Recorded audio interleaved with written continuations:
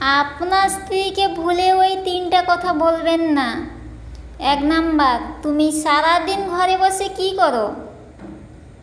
এটা বলার আগে একবার ভেবে দেখো, আপনার স্ত্রী সারাদিনের সব ভালো খারাপ দায়িত্ব পালন করছে, আর আপনার স্ত্রীর উপর নির্ভরশীল বলেই সারাদিন বাড়ির বাইরে কাটাতে পারছেন। 2 নাম্বার, কোনো দিন বলবেন না তোমার বাবা কি দিয়েছেন, এটা বলবেন না, কারণ মেয়েরা বাবার আঘাত সইতে পারে না।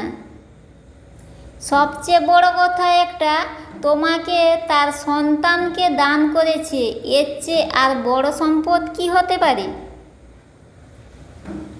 3 নাম্বার, কোনো দিন তোমার স্ত্রীকে বলবেন না যে তোমাকে বিয়ে করে আমি ভুল করেছি, কারণ ভাবলে তো হবে না, এমন হতে পারে তোমার স্ত্রী তোমাকে বিয়ে করে ভুল করেছে, কারণ জন্ম মৃত্যু বিয়ে